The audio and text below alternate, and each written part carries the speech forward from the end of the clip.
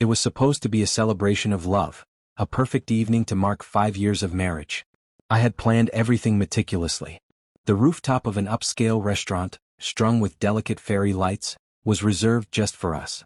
Rose petals adorned the floor, a jazz band serenaded the guests, and the city skyline stretched out as the perfect backdrop. I wanted Emily to feel cherished, to know that she was still the center of my world. Everyone we loved was there, my parents, her parents, our friends. Laughter filled the air as we toasted to love and resilience. My father, always the jokester, regaled everyone with tales of how I used to trail after Emily like a starstruck puppy before we started dating. Emily squeezed my hand under the table, laughing along, her touch reassuring, at least I thought it was. Then it happened. It was just a fleeting moment, but the way she looked at Brian, something about it struck me. Brian, my best friend since college and one of my groomsmen, had been like a brother to me. At first, I thought I was imagining things, maybe the champagne was playing tricks on me. But as I watched, the unthinkable unfolded before my eyes. She kissed him. Not a peck, not a playful, meaningless kiss, but a full-on, intimate, world-shattering kiss. Her hands tangled in his hair, her lips pressed against his as if I wasn't sitting right there. The jazz band faltered mid-song, the room plunged into a suffocating silence. Every head turned in disbelief. Brian jerked back, his face pale. "Emily, what the hell?" he muttered, wiping his mouth as though her kiss had left a bitter taste. I sat there frozen, my champagne flute suspended in midair. My voice sliced through the quiet like a blade. "What the hell was that?" Emily leaned back in her chair, brushing her hair aside with a smirk that made my stomach churn. "Oh, relax, Ben. It's just Brian." Her dismissive tone set off a ripple of murmurs. My mother's jaw dropped and my father's normally calm demeanor cracked. "Just Brian?" I repeated, my voice rising. She actually rolled her eyes. "Come on, it's not that deep. We were just joking around." "Joking around?" My father rose from his chair, his face taut with controlled rage. "Kissing your husband's best friend is a joke to you?" Emily waved him off as if he were being melodramatic. "Oh my God, you're all so uptight. It's not like we had sex in front of you." The air in the room turned to ice. Brian looked ready to bolt, but I wasn't about to let him slip away. "Sit down, Brian," I ordered, my voice like steel. He hesitated but obeyed, his gaze darting nervously around the room. Emily's smirk deepened. "You're overreacting, Ben," she said, swirling her champagne like this was all an elaborate prank. "Overreacting?" My voice dropped, cold and sharp. "You think this is funny?" She shrugged nonchalantly. "Maybe if you paid more attention to me, I wouldn't have to find my fun somewhere else." A collective gasp echoed around the table. My father's glass shattered in his hand, and my mother stifled a sob. I stared at Emily, the blood draining from my face. "Somewhere else." She leaned back, her eyes gleaming with defiance. "Maybe I'm tired of playing the perfect little wife. You're always working, always tired." Brian was just there. Brian's face turned ashen. "Ben, I swear I didn't." "Don't be a coward, Brian," Emily cut in with a sneer. "You weren't complaining last weekend at the hotel, were you?" The words hit me like a freight train. My chest tightened, and the room seemed to tilt on its axis. "Last weekend? Hotel?" Brian buried his face in his hands, and Emily flicked her hair over her shoulder like she'd just recited the weather forecast. "You cheated on me," I said, my voice barely above a whisper. Emily rolled her eyes again, her smirk returning. "Oh, please. Don't act like you didn't know." "I didn't know," I whispered, my hands clenching into fists. "I didn't know my wife was capable of tearing my heart out in front of both our families like it was some kind of joke." But I wasn't about to let her have the last word. I pushed my chair back slowly, the screech of metal against stone cutting through the tension. Her smirk faltered, just a flicker of doubt as I rose to my full height. "You think this is funny?" I asked, my voice low and steady. She shrugged again, still feigning indifference. "You'll get over it. You always do." That broke something inside me. I stepped closer to her chair, my movements deliberate. "Get up," I said, my tone laced with quiet authority. She arched an eyebrow. "Excuse me?" I said, "Get up." She hesitated, then stood, crossing her arms. "What are you going to do, Ben? Hit me?" I laughed bitterly. "No. But you should start packing your things." Her composure cracked. "What?" "I'm done," I announced, my voice carrying across the rooftop. "You want Brian? You can have him. Hell, go for someone at the bar while you're at it." "I don't care." Brian opened his mouth to speak, but I silenced him with a glare. "Sit down and shut up." Turning back to Emily, I leaned in, my voice dropping to a deadly whisper. You want it dramatic? Just wait. I strode to the band's microphone, the weight of every gaze following me. Gripping the mic tightly, I spoke clearly and deliberately. Ladies and gentlemen, thank you for coming tonight to celebrate our anniversary. I hope you've enjoyed the show. I felt Emily's glare burn into me from across the room, but I didn't flinch. If she thought I was going to let this slide, she didn't know me as well as she thought. Clearing my throat, I lifted the microphone, forcing a smile onto my face.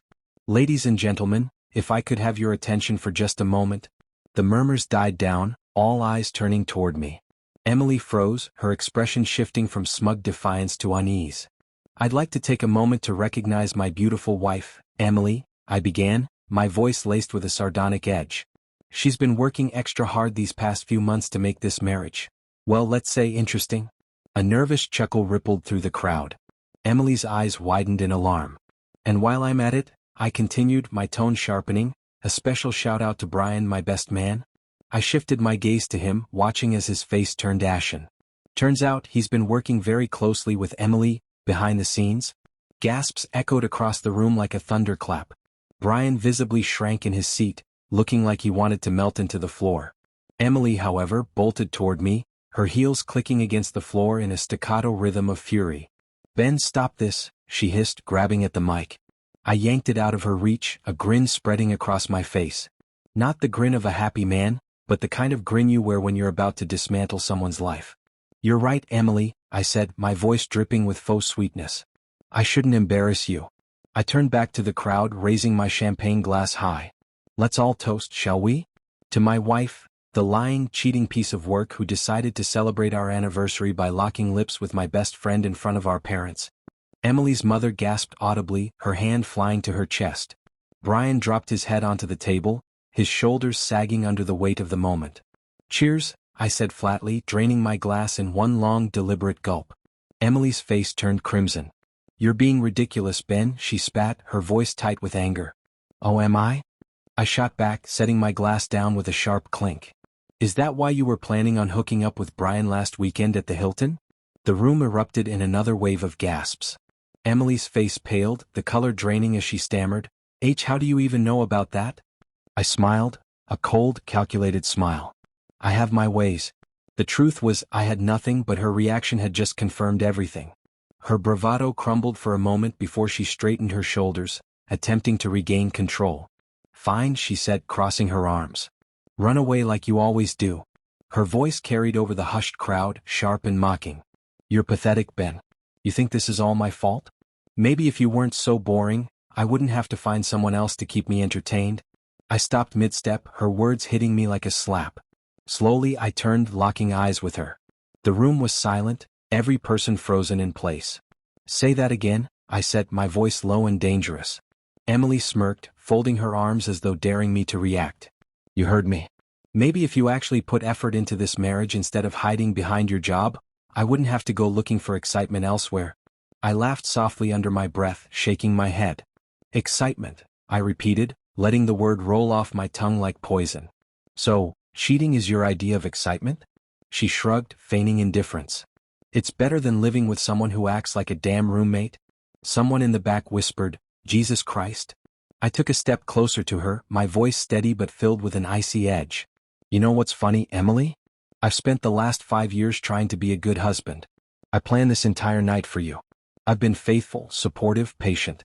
But I guess that's not exciting enough for you. She rolled her eyes. Oh, grow up, Ben. You're such a victim. Leaning in so only she could hear, I whispered, you just made the biggest mistake of your life. Her confident facade faltered, but she quickly flipped her hair over her shoulder, dismissing my words. I stepped back, raising my voice for everyone to hear. Since Emily loves excitement so much, I think we should give her some.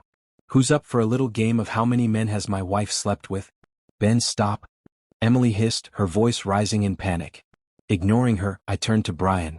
You want to go first, Brian? How many times? Brian's face went ghostly white. I was just once, Ben. I swear. Emily scoffed, glaring at him. Oh, shut up, Brian. Don't act like you didn't want it. Brian shrank in his chair, mumbling incoherently. Just once, huh? I nodded thoughtfully. That's funny because last weekend at the Hilton sounds like more than once to me. Emily's face turned scarlet. You're unbelievable. Oh, I'm just getting started, I said. Or maybe it wasn't just Brian. Come on, Emily, let's get it all out. Who else? She glared at me, her jaw tight. I don't owe you a damn explanation. My father stood abruptly, his face a storm of anger. Emily, he said, his voice sharp, I think you should leave. Emily let out a bitter laugh. Of course you'd take his side. You always do. No, my mother interjected, her voice cracking. He's not the one making out with his best friend at his own anniversary party. Emily scoffed, brushing her hair aside as though none of this mattered. You're all acting like I killed someone. No, Emily, I said, my tone dropping into something darker. You just killed this marriage. Her eyes flickered with something I hadn't seen before, fear. But it was fleeting. She squared her shoulders, her voice trembling but defiant. You're not leaving me. You're not divorcing me over this. I arched an eyebrow, a cold smile playing on my lips. You sure about that? Yeah, she said, smirking again. Because you're too much of a coward to do it? I pulled out my phone and held it up for everyone to see. You want to bet? Her smirk faltered. Dialing the number I had saved for weeks, I stared straight at her. Hey Mark, it's Ben. Start the papers. Emily's face crumpled, panic setting in. Ben, stop. We can talk about this, she whispered, grabbing my arm. I peeled her fingers off me one by one. We're past talking, I said coldly. Her voice dropped to a desperate whisper. You can't do this in front of everyone. I raised an eyebrow. You had no problem cheating in front of them. The silence was deafening as I slipped my phone back into my pocket, turned and walked away, leaving Emily to face the wreckage she'd created. I felt the venom in Emily's voice as she crossed her arms, standing her ground with a defiant tilt of her chin. I'm not some trophy wife, Ben. I have needs. And if you can't handle that, maybe this is for the best. The audacity. Brian, who was already halfway through drowning his shame in a whiskey, choked on his drink. Clearly, he hadn't anticipated her doubling down like this. I chuckled, a low, dark sound that seemed to freeze the room. Needs? Is that what we're calling it now? My voice was sharp enough to cut glass. You're unbelievable. Emily's eyes narrowed. You weren't paying attention to me, Ben. What did you expect to happen? I stepped closer, just enough for only her to hear. I expected you to have enough respect not to screw around at our anniversary party, Emily. For the first time that night, her confidence wavered. A flicker of doubt crossed her face, but she wasn't done yet. Straightening her shoulders, she hissed through clenched teeth, You won't leave me. I'll take everything, Ben. The house, the car, half your business. A sharp laugh escaped me, loud and derisive. Oh, you think so?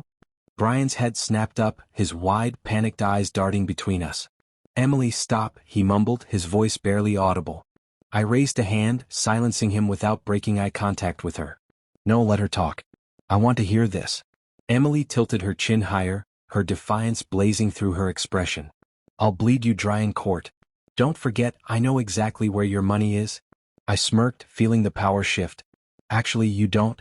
Sliding a hand into my jacket pocket, I pulled out a folded piece of paper and placed it on the table in front of her. Remember the prenup you insisted we didn't need? Her smirk faltered slightly. Well, turns out I got one anyway. Her hand darted toward the paper, unfolding it with trembling fingers. As her eyes scanned the contents, her expression twisted into something raw and desperate. Yeah, I continued, enjoying her unraveling. You signed it a week before the wedding. You were too drunk at the rehearsal dinner to notice. Brian looked like he was about to vomit. Emily's face was a mask of disbelief as she crumpled the paper in her fist. This can't be real, she muttered. Oh, it's real, I said, stepping closer and lowering my voice. You brought this on yourself? Her breathing grew shallow as she reached for me, grabbing my wrist in a weak attempt to plead. Ben, please. We can fix this. I yanked my hand away like her touch disgusted me. Fix it? With Brian? Her mouth opened, but no words came out. Brian, panicking, pushed his chair back and stood. Ben, listen, I cut him off sharply, my voice like ice. Get the hell out of here, Brian, before I make you regret showing up tonight. He hesitated for a moment, then bolted, practically running for the exit. Emily turned her rage toward me, her voice rising. You're really going to let him walk away after all this? I shrugged, my tone cold and dismissive. Oh, don't worry. I'll deal with him later. But you? My smile didn't reach my eyes. I'll start with you. Her composure crumbled as she blinked rapidly, desperation creeping into her trembling lips. You can't do this, Ben. Get out, Emily. She hesitated, her gaze darting around the room, but my tone left no room for negotiation. Out. The silence in the room was suffocating. My mother's quiet sobs echoed softly, while my father nodded silently in approval. Emily took a shaky step back, then another, before finally turning and walking away. She didn't look back, her humiliation trailing behind her like a shadow. As the door closed behind her, the tension in the room eased. The guests, unsure of what to do, began murmuring among themselves, awkwardly drifting toward the elevators. My father placed a firm hand on my shoulder. "You did the right thing, son." I nodded, but instead of relief, I felt a strange emptiness. The wreckage of my marriage was laid bare for everyone to see. The jazz band fumbled awkwardly with their instruments. Even the waiter standing nearest to me looked like he wanted to disappear. "I think we're done here," I announced, brushing my hands together as if shaking off dust. A few couples offered weak smiles and nods before shuffling toward the exit. My mother hesitated, her red, tear-streaked eyes searching mine. "Will you be okay, sweetheart?" she asked softly. I offered her a faint smile. "I'll survive, Mom." She pulled me into a brief hug, kissed my cheek, and then followed my father to the parking lot. Alone now, I pulled out my phone and scrolled to Brian's contact. He wasn't getting off that easily. The phone rang twice before his shaky voice answered. "Ben, I'm not calling to yell," I cut him off. "I just want you to know you're fired." A stunned silence followed. "What?" he stammered. "You're done at the firm, Brian. Clear out your desk first thing tomorrow, or don't bother. I'll have someone else do it for you." "You can't." "Oh, I can." And I just did. I hung up before he could respond. There was no way I was going to let the man who betrayed me sit across from me at work like nothing had happened. Next, I scrolled again, this time pulling up the number for a locksmith. "Hey," I said when they answered. "I need all the locks changed at my house tonight. No exceptions." Emily would come home to find herself locked out of the life she'd destroyed. By the time I left the rooftop, most of the guests were gone. My mother lingered by the door, clearly reluctant to leave me alone. "Are you sure you'll be all right?" I nodded, a faint smile on my lips. "I will be, Mom." She kissed my cheek and followed my father. As I stood there, staring out over the city skyline, I felt something unexpected: clarity. 5 years of marriage unraveled in one night, yet I wasn't devastated. Emily had thought she could humiliate me. She thought she'd get away with it. She was wrong. Walking toward my car, a single thought crystallized in my mind. The best revenge wasn't just taking everything away from her, it was letting her watch as I built something better without her.